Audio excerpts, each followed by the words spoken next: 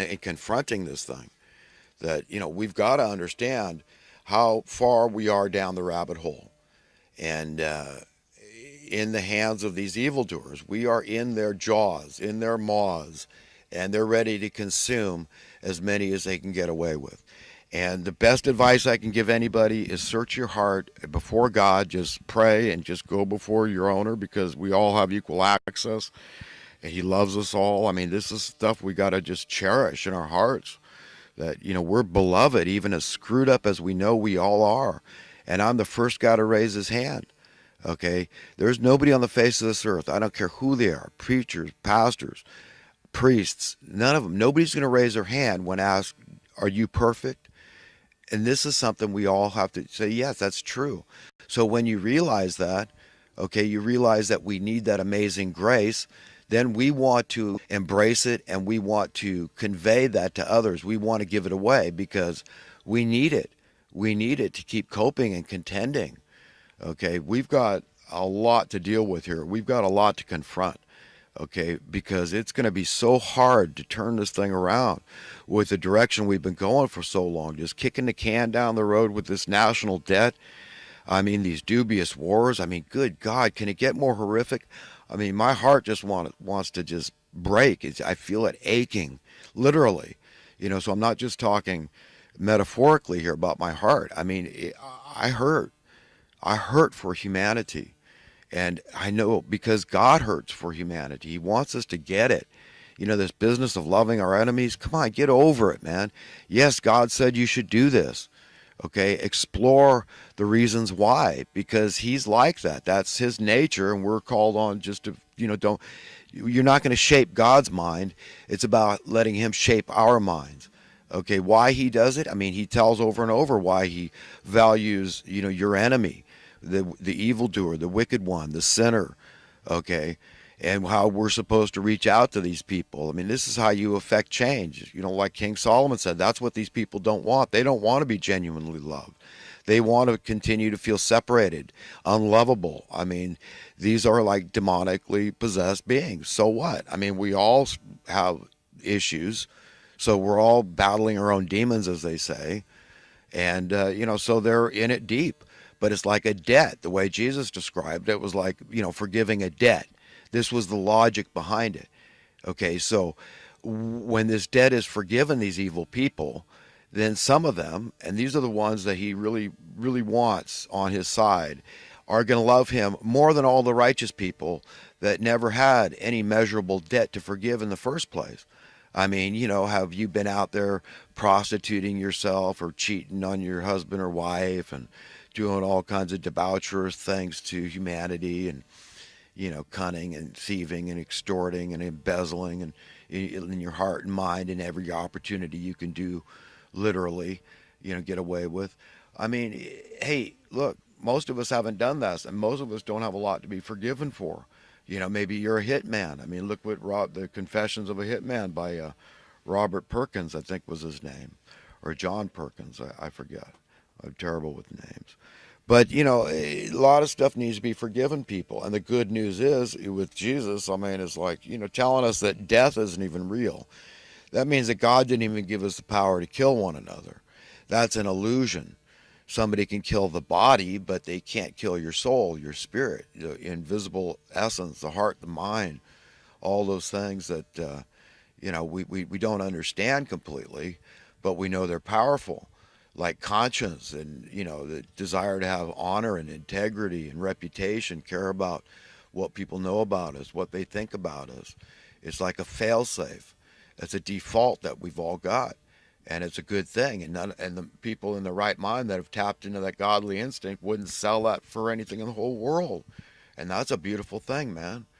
I mean, we are incredible godly creatures if we let ourselves be. But we can be incredibly ungodly creatures when we let ourselves be. So when we let ourselves off God's leash and don't demand that, hey, God, you keep a short leash on me. Okay, I want to know how to think, man, because I've lost my way here. I've been trained to be evil and value the wrong things that you find detestable. And I've got to repent, God, and you've got to help me repent because I'll never succeed. I'll never do this. I mean, here I am trapped in this mortal coil, a body of death. Okay, I mean, day in and day out, we all face death. We all have to be courageous when we feel weak as, weak as a mouse or whatever. I mean, it just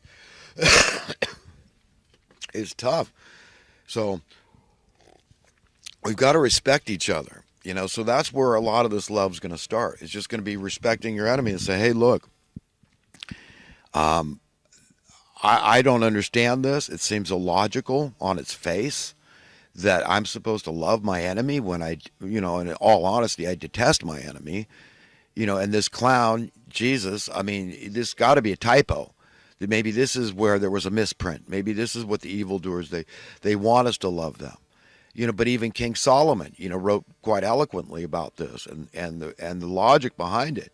It was just an empirical observation for him that to love your enemy was like pouring hot coals over their head. That they didn't like that. They didn't want that because that gave them power. That gave, the enemy of your enemy felt disempowered by it. It gave the one that was able to love and forgive first. It gave them the power. It gave them the freedom. It was just because of your natural desire to seek true happiness. You see, in order to be truly happy, you've got to emulate God properly, okay? Reflect and represent God properly. And if you're not loving your enemy from your heart, you're not feigning it. So you've got to be honest. That's most important. And if you hate your enemy, then, it's going to come out your mouth. Just, things we ponder in our hearts come out our mouth. That's why it's so important to watch the things we ponder in our heart, because those are the things that will later come out of our mouths. So it starts right there, taking everything to God first, taking our thoughts to God before, we end up on a track we don't want to be unaware. So we're like semi-conscious. We're not even really all there if we're not living vicariously through the mind of God, which is what we should want. We should want to be convicted when we're wrong and told and disciplined and guided, directed in the right way to be, the right way to think about stuff. And if we don't do that, if we don't depend on Him entirely, then we end up with issues, and we all have them, and we've got to get it. We've got to get just how we've been trained, and it's not hard. I mean, money is a powerful force. It's powerful, God Almighty. I mean, it's the only thing that really competes with God's love and affection and attention that only He rightfully deserves. I mean, it has just confounded all of us and just polluted and tainted and adulterated our reality so badly. I mean, it's not a reality. It's an unreality. It's been foisted on us, shoved down our throats from birth, and it's no wonder we're all screwed up. So, facing the fact that we're all screwed up, but we all deserve respect. We've got to respect each other. Remember, your fellow human being, I don't care who they are, okay, most detestable to the most beloved. Best friends have been known to stab each other in the back, literally and metaphorically. So, none of us are above reproach. The potential is there. We can be extremely evil as humans. So, it's really, we've got to really keep ourselves in check through God, turning ourselves over every day and saying, no, I insist on being who I really want to be. And who that is approved by God. My owner, our rightful owner is God. And so you want to think the way He wants you to think. So it's empowering to learn how to love your enemy. It's freeing. You understand? Freeing, empowering. You see where this goes? It's about part of being happy. But, we've got to stand up to these people and tell them what's what. And that's it. That's as an economist, and that's what I talk about. Yeah, sure. I've studied. I've never been to Harvard. I'm no brown-nosed sycophant that just got want a job on Wall Street to make a lot of money. I learned it because I wanted to get to the bottom of things. I wanted the nuts and bolts. I wanted the 2 plus 2, the mathematics of it all. Why the problems just get worse, the economic, financial, monetary problems in society. What is this thing devouring the poor? Okay, this monster, this beast, okay, that is unnatural. It's this coup. I started talking about at the beginning of this video, this coup of 1963. It all leads back to there. JFK was an egalitarian, a good American. He wanted to set the captives free. He believed in equality. Okay, and he knew the way to do that was through prosperity. He knew the way to get prosperity, universal, full prosperity in the land, which would spread across the world like leaven in the dough. Okay, we could have set a bright light shining example for the whole world to be set free through prosperity. Because if you're not prosperous, then you can't be free. You're not monetarily free. You understand? And that's where supply and demand capitalism leads. Free market supply and demand capitalism leads to universal freedom. He knew that. And he knew the way to do it was through sound economic policy. So instead of currency debasement, you get the opposite. Currency inflation. The worth of the currency increases steadily through supply and demand. That's it. That's the reasoning. That's why everything goes down in price. So the worth of your currency keeps going up in worth. Do you understand how that would make the money masters of misery irrelevant? We don't care about them anymore. If $5 turns into $500, sure, that's a little hyperbolic just to make a point. You understand? But that's the direction it would go. And we wouldn't care eventually. We'd be free from these people. We'd serve each other because we damn well want to. Everything would improve. Do you understand what would improve? So I don't, this whole idea of a basic income, there's more than one way to skin a cat, but I'd rather have sound economic policies, just do it gently, but they won't let it happen. So we're at that point where we're really it's really starting to happen here, okay? Maybe this thing was happening in the Middle East. I mean, this has been going my whole stinking life, okay? Crap. Problems in the Middle East. Come on, give me a break. Give me a break.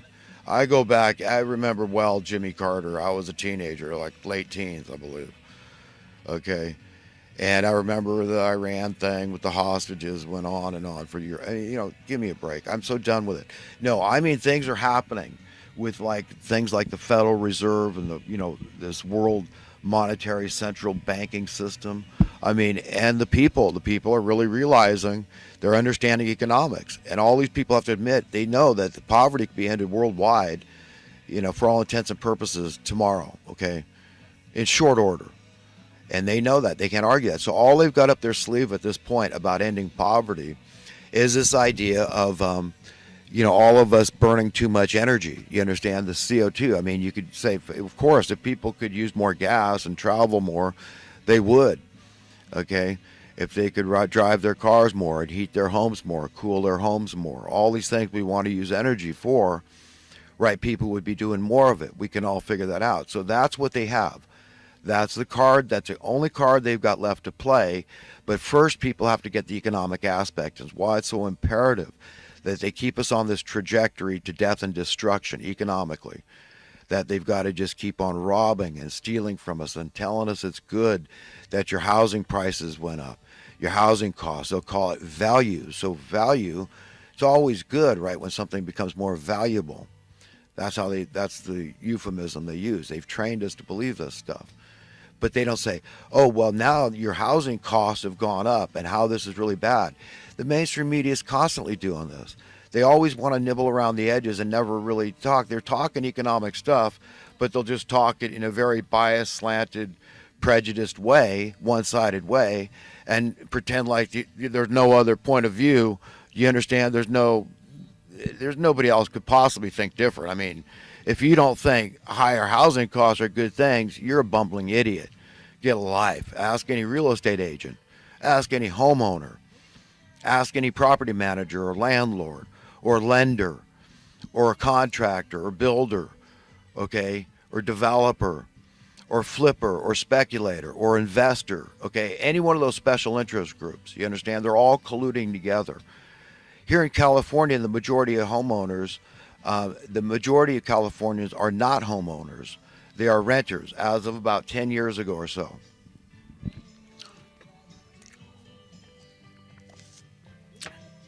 And that percentage is increasing, that disparity, that imbalance, as I speak. Do you understand the imperative nature of what I'm saying? So, yeah, I'm stressed out. It bugs me to no end. It frustrates me. It makes me anxious, fills me with anxiety, pisses me off, angers me.